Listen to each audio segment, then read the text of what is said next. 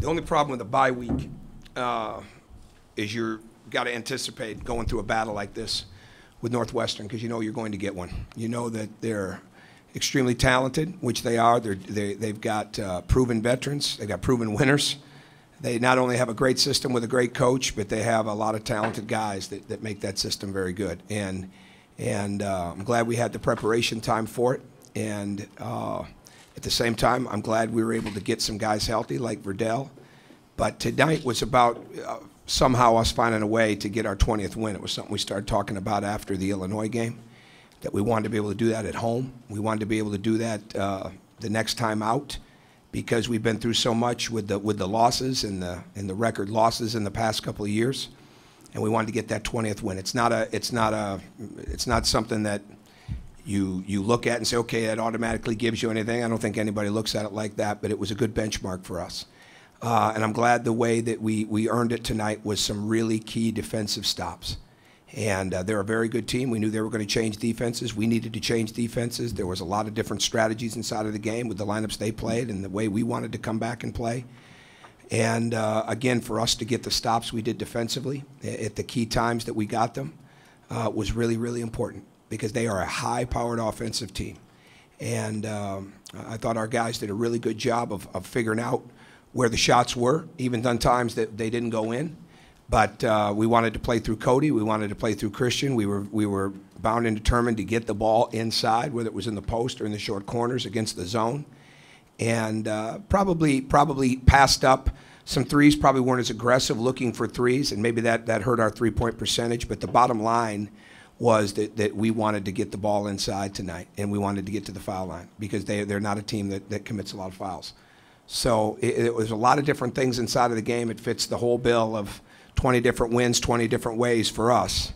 And a lot of great individual performances. I thought the way Verdell responded, it was his first full practice yesterday.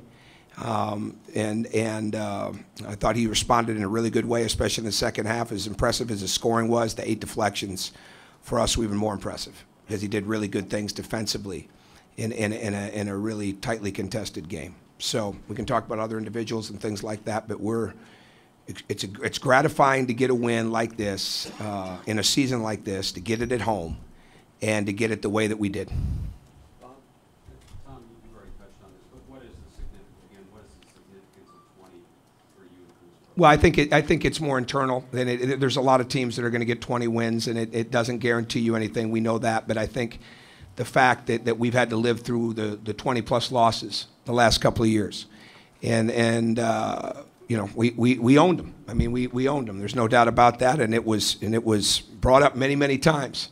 And we've read about it. We've heard about it. We've heard about it from recruits that heard about it from other recruiters. I mean, it's just the way that it was. And to get that 20th win for this team, for this group of seniors, but for everybody in the program, it's a good benchmark for us. It's not an exclamation point by any stretch of the imagination, but it is a benchmark, and we're proud of it. And now we just keep moving forward into the next one.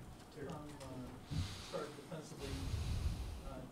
Sherna scores his 26th point with 11:40 to go. He scores 3 more points, and that was that acrobatic N1 on Zeller's fourth. What was different the last 11:40 that you guys did on him? Well, I think we play different defenses. I mean, there were so many different things that we did tonight based on their lineups, because and again, this is before I answer that. I think Cody showed, and I said this in the pregame show with Don Fisher, he's going to show people that he's a lot more than just a big guy and a guy that plays around the bucket. He's an athlete. I mean, he's a basketball player who happens to be very tall, and he was on the perimeter tonight more than he's been on the perimeter in any 2 or 3 games combined, let alone a game. So I thought he did a good job. It's very hard to guard that, but our guys continued to concentrate and focus and get better and understand the individual matchups, and also at the same time understand the switching that we needed to do.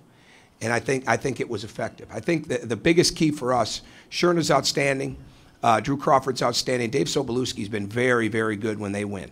And if you allow 3 guys on their team that are averaging the points that they average, that are taking the threes that they take and making the threes that they make, if you allowed all 3 to beat you, then you're probably going to lose the game.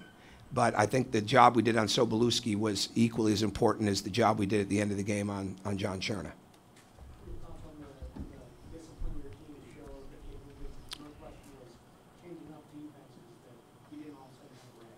Well, we knew what we wanted, and we practiced hard, and it wasn't like we were going to draw something new up. I mean, we were just going to stick with what we knew would work eventually, and we made some adjustments, and I thought the guys did a great job because they adjusted their zone, and they recognized what we were trying to do, and then we had to adjust it a little bit and attack from the other side. But when the ball moved well for us, it was good, and there were a couple times, especially when they went zone early, that we took some quick shots.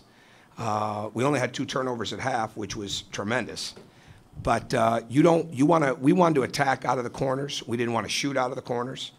And when we figured that out and we started doing a better job of that and allowed that to happen, our offense picked up. Tom, this group here, obviously getting 20 wins this season with this program. You just mentioned that, but they compare to any team that you coached at. You know, at Marquette, you had nothing but 21 seasons except for 2 to get 19. Mm-hmm. Is this group unique to your coaching experience, or do they draw upon things that maybe remind you of some of those teams? Well, it's unique because of what we've gone through. I mean, that's what's unique, and because we've got people in that locker room that have had to endure a lot and have been through a lot of adversity, and the old adage of it making them stronger is certainly there. To me, a little bit in our first year in the Big East, when we had 3 freshman guards, Dominique James, Wesley Matthews, Jerome McNeil. We had Steve Novak as a senior. We had some other guys that had to really pick their roles up. That team was really underestimated and undervalued, and they played pretty well. And coming off the season that we'd had before and losing Travis Diener, and they really picked it up. So maybe there's a little, if I had to compare it, but that probably wouldn't do justice to what everybody's been through here, what everybody's had to go through to get to this point. And we just want to keep getting better, and I think we are. I've been saying that for the last couple of weeks. I don't think there's any doubt we're getting better. So as long as we can keep saying that, then that could fall into line with some of the really good teams we had at Marquette that continued to improve as the season went on and played into the tournament, played deep into the tournament.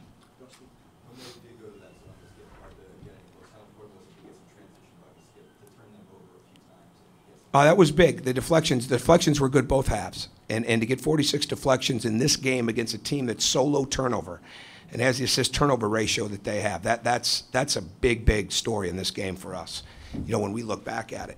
But again, it was more just trusting the movements. I mean, when you're attacking the 1-3-1, because they extend it so high, and you're really dealing with 3 people above the 3-point line, it's very hard to see over that. And the one thing we weren't doing enough of was reversing the ball. And again, I thought Verdell really settled this in there a little bit because it's really hard to see over top of some of those guys. And he did a good job of getting it reversed. And then we got more movement, and then it loosened up. But there's no doubt that and if we make some of our layups, maybe we're up even earlier. But we were getting good shots. We were getting good shots in transition, getting good shots against the zone, and we were continuing to have an impact at the foul line. Who won? Okay. The versatility of Victor offensively and defensively. Have you ever had a player that you can guard point guards, you can guard big guys, and offensively? No, not like that. No, he back at Marquette, Dwayne was such a great help defender, and he could guard a lot of different people. But we wanted him off the key guys as much as possible so he could use his wingspan. Jerome McNeil had that fight and that grit. It comes down to toughness. Will Sheehy's the same way. And Christian is developing that. Christian is really guarding a lot of different people.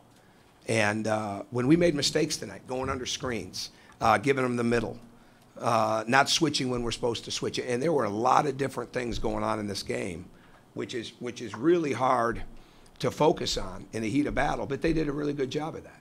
And when you've got guys like Victor, Will, Christian, that can switch so many different things, that can guard so many different people. And then you get a guy like Verdell that comes back in after the injury and really plays a high-level defensive game. That's a big statement for us. But there's a lot of room for improvement, you know, with us as well, positioning-wise, technique-wise. But if we keep this grit and heart and this fight going defensively, especially when it's nut-cutting time, then we're going to get better. Coach, you got key contributions on the 4 guys off the bench, and your bench outscored them 22-1. Your thoughts? That was a big deal. I mean, there's no question about it. We've got guys that we view as starters that are coming off the bench, And I thought our bench, this is the third game in a row that our bench, well, really maybe even Michigan. I think we had some bench points against Michigan because we subbed so much. But this is the third game in a row in these 3 games where our bench has really been a big part of the game. And I got to give credit, and maybe they already did, but I got to give credit to our scout team, our look team, too. Because, and this is, I had Austin Etherington up near the front, and it's a hard game when you're a freshman. I mean, it's a hard game. This is a veteran team you're dealing with and all those cuts, and it's hard to pick up, you know, for guys like Austin or Remy of how you're going to have to defend this. But Austin did such a good job of playing John Scherner this week that it made our guys better. I mean, he embarrassed them a couple times in practice. And that's what you want. Now, again, there's a guy that didn't get in the game, but that's what we're trying to get to. We're trying to get a very deep team, a team that can play through foul trouble, can withstand those type of things. And when somebody's not playing at the level they need to play at, you can go to the bench and not have a great drop-off. When we're outscoring other teams like that, it's a help. And they're not a big bench team, but if we can keep that up, that's going to really help us moving down the stretch here. Jeff, Riddell was talking about, hearing about his turnovers and things like that. You mentioned that he's even perfectly at times. I don't get into any of that. You know, that he doesn't hear any of that in the locker room. I'll tell you that. So, and he doesn't hear any of that from me. He gets coached, and he gets supported by his teammates.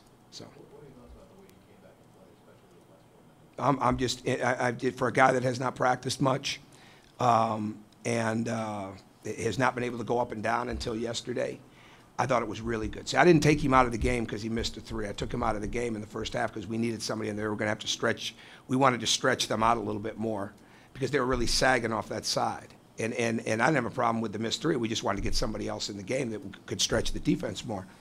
I thought the way that he played in the second half, again, it's what you want. It's what you want every player to understand, that if you really are locked in defensively and you're active, and it's going to carry into your offense because it's going to build confidence. And he was a big part of us getting some runouts and some transition baskets and making some passes. And he was really in a good groove inside of the game. So he was excellent against the zone. He was excellent in the half-court defense. He makes a big shot at the end. But to me, again, to come off the injury and have 8 deflections, that's going to the top of my list. Is this the best you've seen him as far as his defense turning in offense, especially? I'd have to think that through. No, he's been improving defensively. Outside of the first half of Michigan, he really had 3 really good games, and you want to build on it. Let's just say that. I mean, I don't know I don't have a great answer for that. I do think he's improved, like I said, his intent defensively, his will defensively, but we want to build on this because, especially when you're going on the road to a team that you allowed to shoot 80%, even though you win the game, you allowed the team to shoot 80%. We've got to have a great defensive mindset on Sunday in Iowa, or 80% in the second half, right? Yeah, we want to have a great defensive mindset. So, yeah, you want me to build on that. Last question, Kim Dustin. Change the lineup you brought Riddell off the bench. Do you think that helps his mindset and Victor too? Yeah, I don't think much about that. I think you know, I'm beating myself up on so many things to get ready for games and the what-if scenarios and what are we going to do when they do this, especially in a game like this with the lineups they play, that I think you can spend too much time thinking about that. I mean, it's if you're good enough, you're going to play.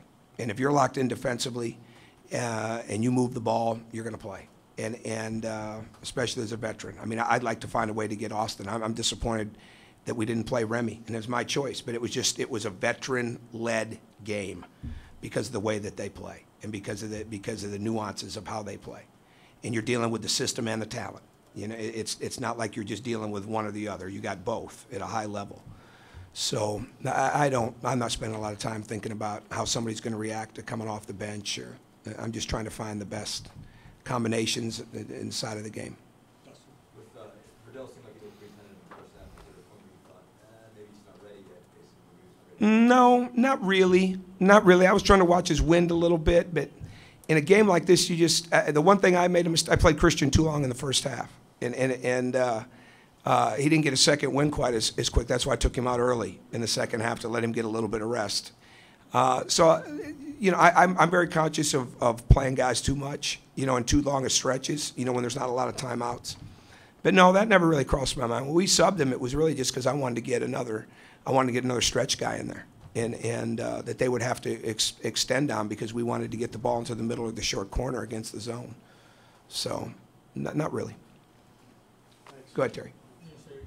What does it say for Verdell, for a guy who hasn't played in 2.5 games, just to want to take those shots in the last 4 minutes and you're stepping up and hitting the baseline jumper and taking the ball to the basket and shooting? I mean, what's that say for him? It says that he's a veteran, that knows he can play, that scored over, what, 1,300? 1,200, whatever it is. I mean, he's been in the battles. There should be no reason whatsoever to be tentative. And I think we certainly didn't have a shot restriction on him or anything like that, and just take what the defense is giving you. But again, he created so much because he was so active defensively.